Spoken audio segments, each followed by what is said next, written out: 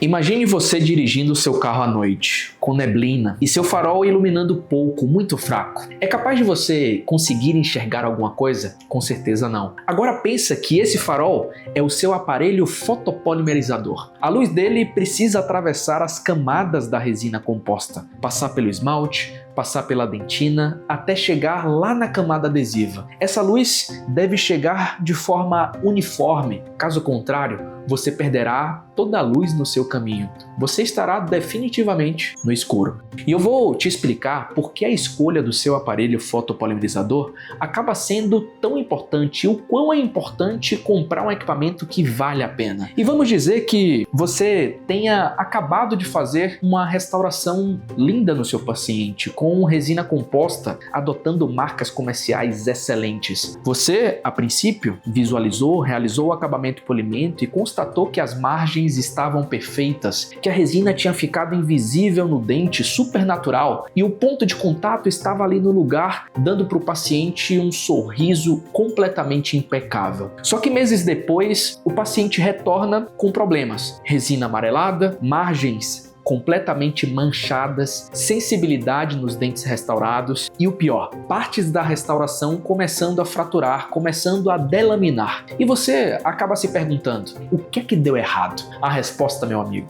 pode estar no equipamento que você utiliza no seu consultório, o seu aparelho fotopolimerizador. E se ele é um daqueles comprados lá no site da AliExpress, a gente tem agora um grande problema para se resolver. No começo da minha carreira, eu achava que era frescura comprar um aparelho fotoativador de qualidade, era simplesmente rasgar dinheiro. Ah, fotopolimerizador é tudo igual. E eu comprei um de R$250 e fui trabalhar lá na minha clínica popular. E depois de uns meses, veio aquela bomba, né? Paciente com sensibilidade, em 3 pacientes que eu terminei ali o atendimento, restaurações que descolavam sem ter nenhum tipo de correlação com o adesivo que eu utilizava. Ou seja, eu estava sabotando os meus próprios resultados e, consequentemente, o meu trabalho por uma economia besta. E eu acreditava que resina dura era resina bem polimerizada. Lei do engano. Resina dura é simplesmente resina que você polimerizou momentaneamente.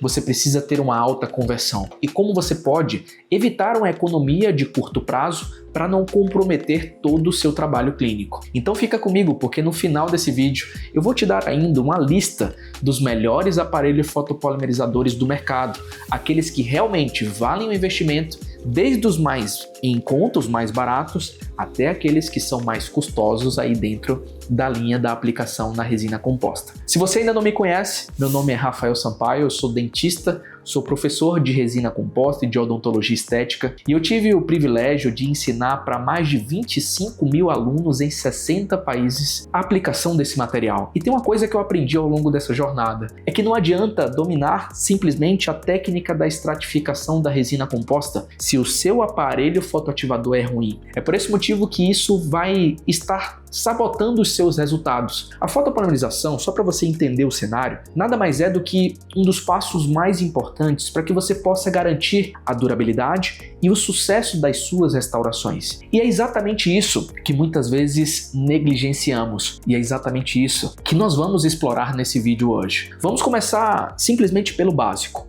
O que é fotopolimerização, Rafael? De forma simples, fotoativação nada mais é do que o processo em que a luz do seu fotopolimerizador transforma os monômeros da resina em polímeros. Essa conversão é o que te dá resistência e manutenção do polimento e do brilho superficial na sua resina composta. E além disso, essa conversão ajuda na durabilidade da sua restauração, para ela ter um tempo de vida útil muito grande. Mas aqui está um grande problema. Se essa fotopolimerização não acontece de forma ideal, os resultados podem ser falhas prematuras. E nem sempre os problemas acontecem naquela hora que você está realizando a sua restauração. Ele pode surgir depois de semanas, depois de meses, e a gente está falando de consequências como microinfiltração marginal, manchamento precoce na sua restauração, sensibilidade pulpar no seu paciente, descolamento de restaurações, principalmente restaurações posteriores, perda de brilho superficial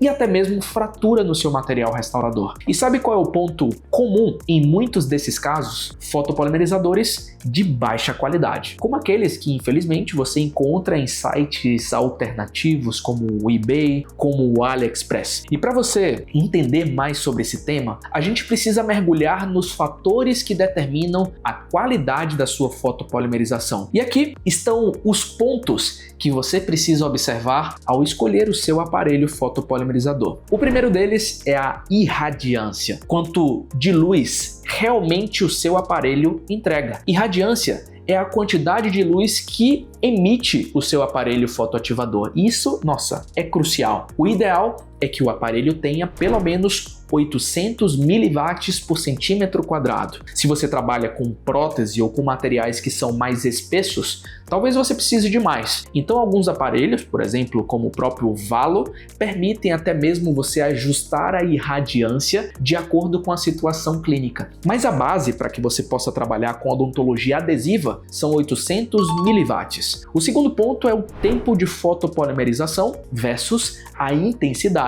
O Valo, como eu citei, possui o modo Extra Power, aquele modo que promete polimerizar tudo em 3 segundos. Nossa, parece um sonho, né? Mas aqui vai uma grande verdade. Fotopolimerização é tempo dependente. O que aumenta com a intensidade não é a velocidade, mas a profundidade da fotopolimerização. É fundamental que você respeite o tempo recomendado pelo fabricante do seu material restaurador. O terceiro item é o diâmetro da sua ponteira. É aqui que muita gente erra. A ponteira do seu aparelho cobre toda a área vestibular, por exemplo. A ponteira precisa ser grande o suficiente para cobrir toda a superfície do dente. Se for pequena demais, você terá que dividir a área a ser polimerizada em porções. Primeiro você fotoativa a região cervical do dente e após a conclusão de todo o ciclo, você finaliza a polimerização com a região incisal. Você dividiu uma região em 2 partes. Você vai por etapas para não comprometer a uniformidade e a qualidade da sua polimerização. Áreas mal polimerizadas, nossa, são a grande receita para falhas precoces no seu tratamento restaurador. O quarto ponto é a distância do seu aparelho. Você está apoiando bem o seu aparelho ali na superfície? O fotoativador, ele deve estar o mais próximo possível do dente. De preferência, coladinho no dente, bem encostado.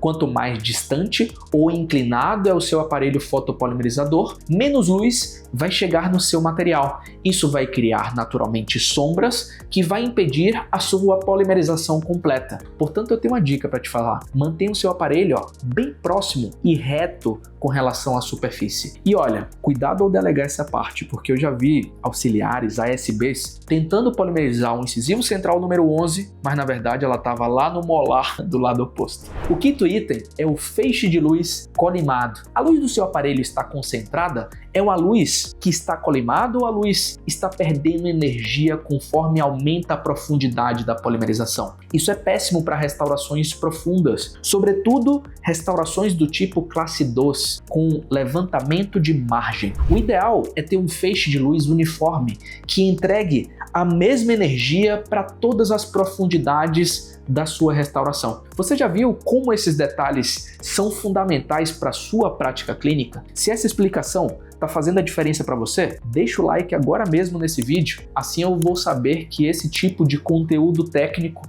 realmente está te ajudando e contribuindo para elevar o nível da sua odontologia e do seu consultório. Agora que você entende por que não pode confiar em um fotopolimerizador simples, ali, um fotopolimerizador de baixa qualidade, aqui estão na tela os aparelhos que eu recomendo para que você possa utilizar na sua prática clínica. O primeiro deles é o Radical CX, que é o melhor aparelho fotoativador de entrada no mercado.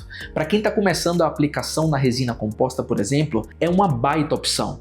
Aparelho fotoativador Valo da Ultradent, uma baita opção, você consegue modificar a irradiância, é um excelente aparelho fotoativador. Blue Phase N da Ivoclar, Radi Expert da SDI, L-Par Deep Cure L da 3M SPE. Esses aparelhos entregam tudo o que você precisa para garantir resultados duradouros e confiáveis nos seus procedimentos adesivos. Brilho mantido, zero sensibilidade, margens íntegras sem manchamento superficial. O paciente vai retornar para a próxima consulta de retorno e vai falar para você: nossa, doutor, parece que você fez esse procedimento ontem. É isso que um bom fotoativador vai te entregar: qualidade, durabilidade, resultado, satisfação. Agora você entende que economizar em um aparelho fotopolimerizador pode sair muito caro a longo prazo, e escolher o equipamento certo é investir na qualidade do seu trabalho e, consequentemente, na durabilidade desse seu trabalho. Se você gostou dessas dicas clínicas, não esqueça de curtir o vídeo,